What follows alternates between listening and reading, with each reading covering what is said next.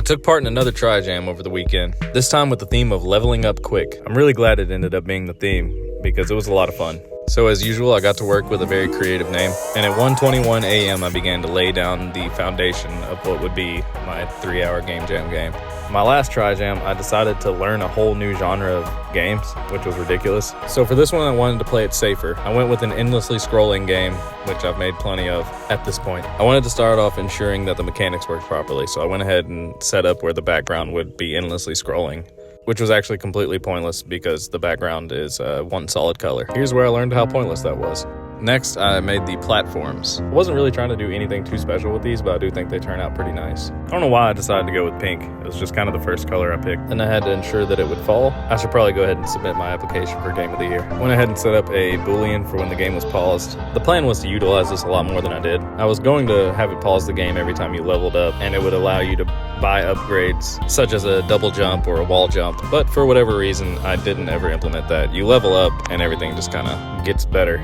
You move faster and jump higher and stuff. Started making the character, and just wanted something real simple. I originally went with like this greenish tint to contrast with the pink background, but I didn't really like the way his eyes looked like that. But, you know, I think he looks nice how he is. Also gave him a pretty simple animation, but I really like the way it looks. It was now time to start implementing some mechanics. I created a Boolean I called right move. If right move was true, then he would be moving right. If right move was false, he would be moving left. And running into either side of the screen would toggle that Boolean. I had also set up 2 text blocks, one to show your current XP and one to show your current level. And I started setting up some platforms for him to jump on. So the way XP would work is pretty much by doing anything at all, you gain XP. You need 5 to reach the first level, and it gradually scales. But jumping, landing, and touching a wall all add XP. So I made these walls for the outer edge that you would actually jump into, and I kind of struggled for a bit trying to get them set up exactly how I wanted them. I set it up to where the game would be paused at the beginning until you would tap the screen and obviously begin. This was a little over 30 minutes into making it. So pretty proud. I've gotten a lot faster at making games than I used to. Now I'm just setting it up to where it actually does begin when you tap the screen. And I hadn't actually played it yet, so I was pretty excited to test it out. Well, that worked unbelievably well. Since his jump height definitely left something to be desired, I made some changes. Initially, I moved the platforms down lower, but I do end up increasing his jump strength down the line. I was having an issue where he'd jump off screen before turning around, and I couldn't figure out why he was doing that. It ended up being that I'd forgotten to make the walls solid. With that out of the way, I tested it again, and it's good. It was kind of bothering me that it just said text at the top of the screen, so I went ahead and made it where it'll actually say the XP and the level, and I got that all working, so that's cool.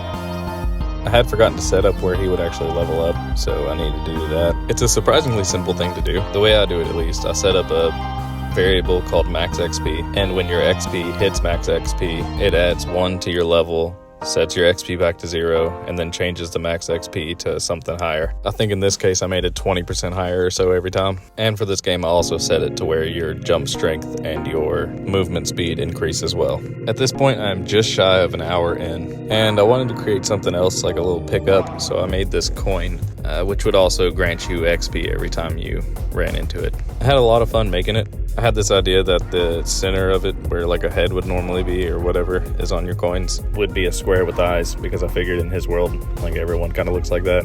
I think it looks awesome, but in game it's so small you can't even really tell, so I could have just made it like a yellow circle and called it a day. Oh yeah, I also put a vignette on the background. Super simple to do, but it makes the game look a lot better. Like you literally just have to click on whatever object you want to add it to and then hit effects and put vignette. Anyway, at this point the game was still incredibly difficult, but I definitely felt as though it was really coming together. Instead of addressing the difficulty, I added some more text so you knew which side was level and which side was XP, or you know, at least like what those meant. And I do really wish I had like made it where it paused the game, because I just don't feel like there's enough oomph behind like the leveling. I try a few things to kind of curve that difficulty. I messed around with the jump strength and sustain. I made the platforms kind of fall like closer together, but it never fails to run into like a whole slew of them that are all like in one spot pretty much, like kind of like that right there, which really just ruins your whole run. So I decided to go with the classic route of just adding a pickup, which I thought was a pretty smart idea. It replenishes your double jump. So if you've already jumped twice and then you hit it, you can jump again. It gives you a little boost. I was trying to make a little jumping dude, but I never really liked the look of it.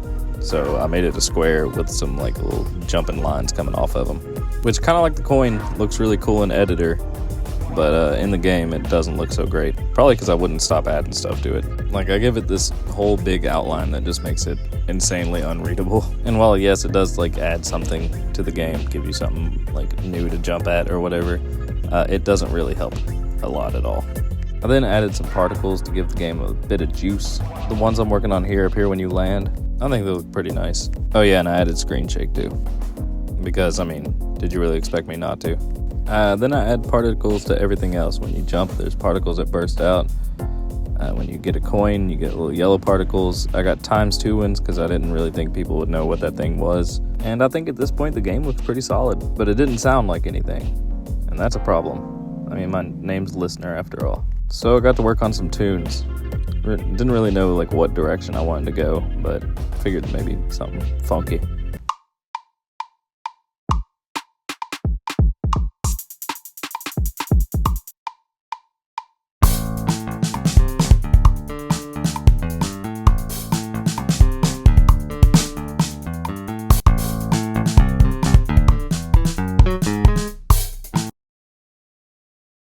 Yeah, I messed that bass line up, but I just kind of fix it right here.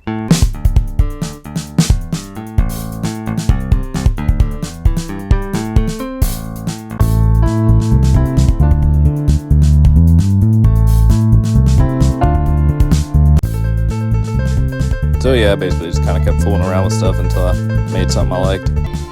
I used these bells. I mean, they sound pretty cool. They get kind of old. Made a noise for the coin pickup. I think it's nice. And at 3:52, a little over 2.5 hours into the jam, I got all the sounds and everything put into it.